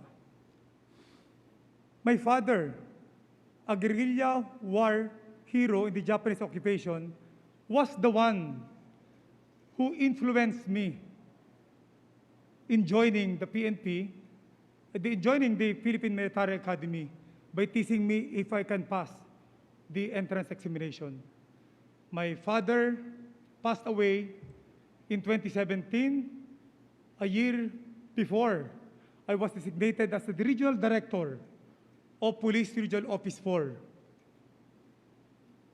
which covers the area, Tagko and Quezon, our hometown province. Wala na pareho ang aming mga magulang, but I believe in my heart that they are watching over us. Parang nakikita ko sila, nakangiti ng matamis, at masayang-masaya, lalo na si Nay. They still are reminding me, beyond ranks, beyond positions, that all the blessings that we enjoy come, in fact, with the obligation to serve others, to think beyond ourselves, and to make sure that at the end of the day, matapos ang lahat, taas noo nating harapin ang lahat o sino man, ating kapwa o tang Diyos, na nagampanan natin ang ating katungkulan sa abot ng ating makakaya na may dedikasyon gamit ang lahat ng pinagkaloob sa atin. And so to the men and women of the Philippine National Police, the task of taking back the glory of our noble profession is full of challenges. But amid the hardship and temptation that come along the way, let us always be reminded of the three words in our buds: service, honor, justice. Ito ang mga salita na nagbibigay ng tunay na kahulugan ng pagiging isang pulis.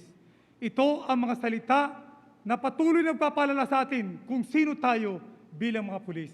At ito ang mga salita na isusukli natin sa ating mga kababayan, pulis ng Pilipino. Marami pong salamat. Magandang hapon po sa ating lahat. Mabuhay po tayo. Pagpalain ng Palomay Kapal. Maraming salamat.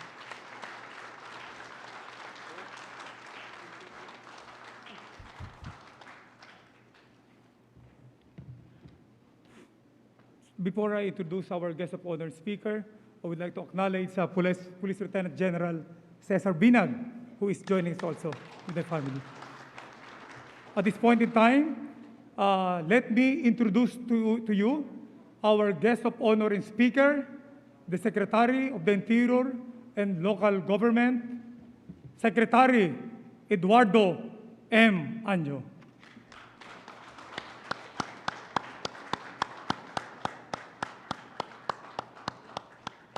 Maupo po tayo. Okay na? Outgoing PNP Chief Police General Debold Sinas and his daughter Normie and Gabriel Sinas. Incoming, the newly installed PNP Chief Police General Guillermo Lorenzo Elazar, his wife Rosalie Lali Elazar, and children Mark Lorenzo, Sarah Nicole, Julia Victoria, and Victor Simon. And also, I'd like to greet the family of General Elazar, your brothers and sisters. Her Excellency Joharaya Mahab, the Ambassador Extraordinary and Plenipotentiary Embassy of Brunei Darussalam, Chief Justice Alexander Gesmundo, Senator Ronald Bato de la Rosa, Secretary Teodoro Locsin Jr. of the Department of Foreign Affairs, Secretary Catalino Cuy, the Chairman of the Dangerous Drug Board, NICA Director General Alex Paul Monteagudo, Congressman Eric Goyap, heads, undersecretaries, assistant secretaries, and representatives from the different national government agencies. General Cirilito Sebehana Jr., Chief of Staff, Armed Forces of the Philippines. Napolcom Vice Chairman and Executive Officer Vitaliano Aguirre II. Jail Director Alan Iral of BJMP, Fire Director Jose Embang Jr.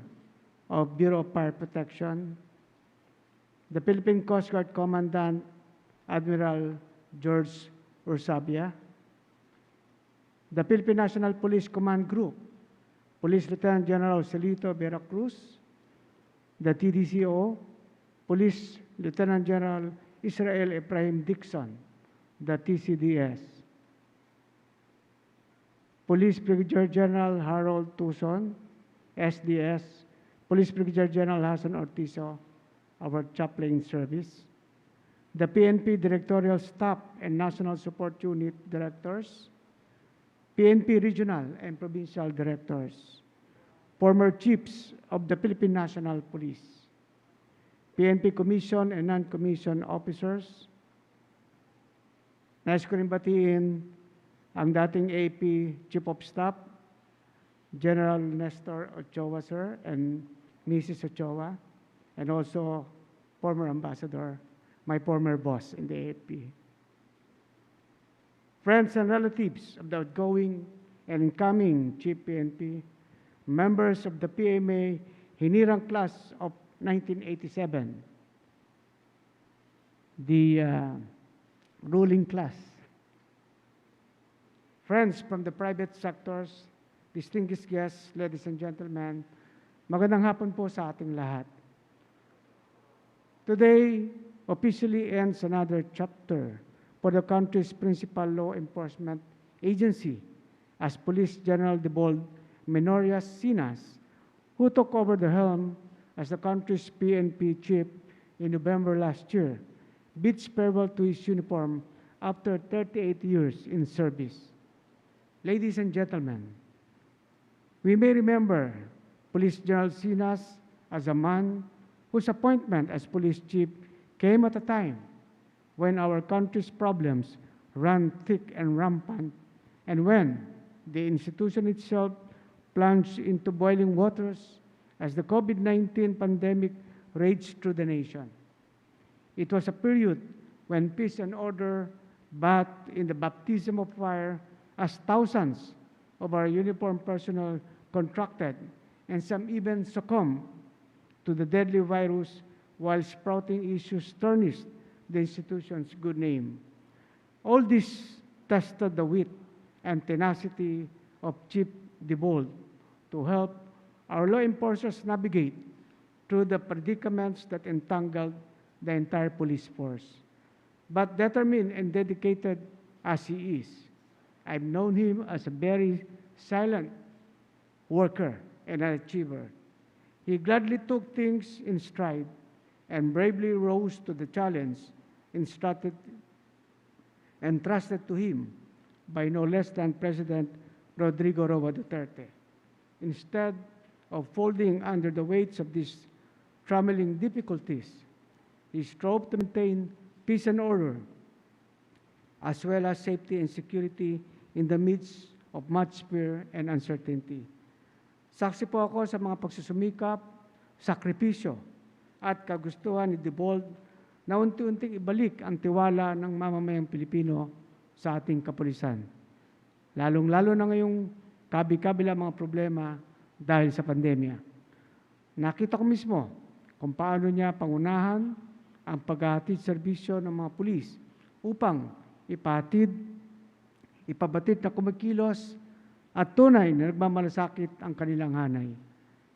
And after 6 months of taking the charge, Chief Debold slowly did all in his power to reshape the public's perception of his capability as a leader, focusing on implementing community service-oriented policing which sought strong partnerships and active engagement with communities in order to combat the threats to peace and order. Our campaign against illegal drugs, criminality, insurgency, and terrorism gain much footing as our police officers continue to track down on drug peddlers, low offenders, and violence perpetrators. In the space of half a year, with Chief Sinas in command, the PNP was able to confiscate 1.7 billion worth of illegal substances. This proved to everyone that the police forces does not succumb under the pressure of criticisms, but rather persevere to stand at the forefront of trustworthy and reliable public service. Not to mention the accomplishments in the field of fighting the CPP and PA and also the local terrorists. Thus, please join me in conveying our gratitude to Police General Sinas, not only for his leadership in this institution in the past 6 months, but also for the service he has rendered to our country and our people in almost 4 decades. Let us give him a round of applause.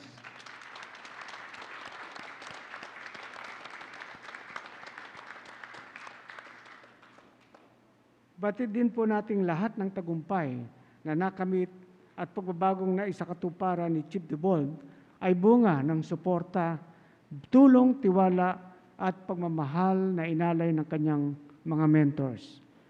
Kasamahan sa tungkulin, kaibigan at kapamilya. Kaya nararapat lamang na bigyan din sila ng pagpupukay at pasasalamat. To Chief Sinas' daughter, Normie Ann Gabriel, the respect and gratitude accorded to your father may also be considered your own. For without you as his strength and inspiration, a part of him will always be hollow.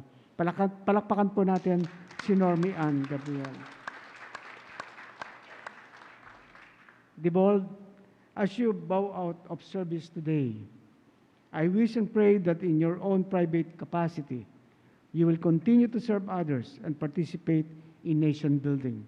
Hangad naming magampanan mo pa ang mga tungkuling iyong pansamantalang naisantabi at magkaroon ka ng sariling oras para sa pamilya at mapang bagay na nais mong gawin at abutin. Pero ang narinig ko ng isang gabi kay Pangulong Duterte, ikaw raw ay bibigyan ng panibagong trabaho. So I wish all the best of luck to you. Maraming salamat, Chief Debold, at mananatiling buhay at magsisilbing inspirasyon ang iyong mga nagawa bilang isang lingkod bayan. Indeed, the closing of Police General Sinas chapter now gives rise to the opening of a new one for the vanguards of peace and order as the entrance of Police General Guillermo Lorenzo T. LSR marks the new ways of hope not only for the men and women of the PNP but for the entire Filipino populace. I cannot think of anyone more worthy of the opportunity to lead the entire police force. Police General LSR, on this day, fate bequeaths you with the name, position, and honor of the country's new Chief of Police. At a time when our beloved nation is ensnared by a crisis that chokes the life out of our public health, economy, and mobility, you arrive now as a breath of fresh air in a sea of despair and desperation. In these current times, the challenges to law enforcement continue to overlap, spin, and branch into a complex web of issues that attempt to undermine any progress we have attained in building the credibility of our police force. Bukod pa rito, patuloy pa rin laganap ang mga illegal na droga, kriminalidad, insurensiya, at terorismong nagiging banta sa kapayapaan, kaayusan, kaligtasan at seguridad ng mamamayan. Therefore, in light of the presence of the various evils lurking in the shadows, I call on the dignified Chief of Police, Police General LSR, to continue to protect and uphold the sanctity of the Philippine Constitution while battling against the threats that endanger the lives, safety, and well-being of our people. Moreover, I urge you to reel back the reputation of the country's prime law enforcement agency. Purge the agency of the scalawags, misfits, and ineffective personnel without sacrificing the morale and welfare of our workforce. Transform the PNP to become a highly capable, effective, and credible police service that walks in uprightness, excellence, and continually modernizes for the sake of improving the quality of your services. Engage the Philippine communities, private entities, and civil society in order to liberate our country from the shackles of lawlessness, violence, cruelty, and abuse. And finally, lead by example. Set the standard of public service among our patriots that may follow in your footsteps. Now that you sit at the helm of the entire PNP organization, beware of the power that you hold, for with it comes a slew of temptations that could easily ensnare a man. Huwag mong kailanman ipagpapalit ang iyong integridad para lamang sa pansamantalang kasiyahan dahil walang katumbas ang isang malinis na konsensya at nirerespetong pangalan. Always be guided by your moral code, for by living in a manner worthy of the calling entrusted to you, you will not only win over the allegiance of our policemen and women, but will also command the admiration of the people and cascade the respect down to our law enforcers on the ground. Responsibility now weighs heavy on your shoulders, Chief Gilor. Therefore, take up the mantle of your noble predecessors and build on the foundations which they have laid before you. You have the makings of an outstanding leader, and I am certain that you will not only meet the expectations placed upon you, but rather surpass them all with the brilliance of your wisdom, strength, and excellence. You have proven this in your previous assignments with your service reputation, and I have high hopes for you. Even in the midst of the surmounting challenges, I have not a doubt in my mind that you will be stellar and outstanding in the conduct of your duties.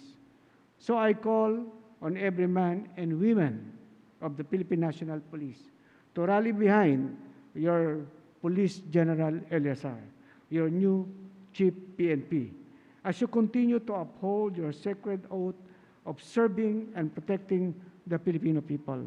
Maging tapat tayong lahat sa ating tungkulin at buong pusong paglingkuran ang taong bayan habang patuloy na ipinagtatanggol ang bansa laban sa mga banta sa ating kapayapaan at kaayusan. Devote yourselves to the service of the nation and our citizens, especially in this new normal. I know that the times and circumstances are daunting and intimidating to face, but you have the entire national government, including the Department of the Interior and local government, backing and keeping in stride with the PNP. You defend and safeguard Philippine society. Makakaasa ang buong hanay na hindi kami mapapagod at magsasawang suportahan at gabayan kayo habang tinutupad ang inyong mga sinumpang tungkulin. Together, let us brave through the darkness and tempest of this uncertain era and chart through the difficult waters of the present, that we may soon anchor unto a future where every Filipino feels safe and secure to live a peaceful, prosperous, and productive life. Once again, I offer my deepest thanks and gratitude to you, Police General Debold Menorias Sinas,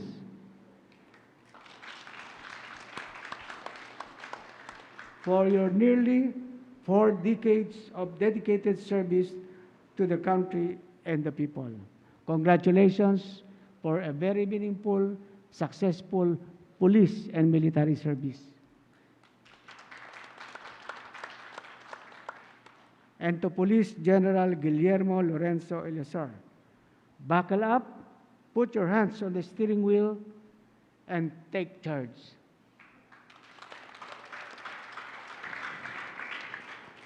Maraming salamat po sa lahat ng dumalo at mabuhay ang pambansang kapulisan. Mabuhay po tayong lahat. Thank you very much, Secretary Eduardo Año, for being our guest of honor and speaker. And that concludes, ladies and gentlemen, the change of command. Thank you for witnessing this ceremony. Good afternoon.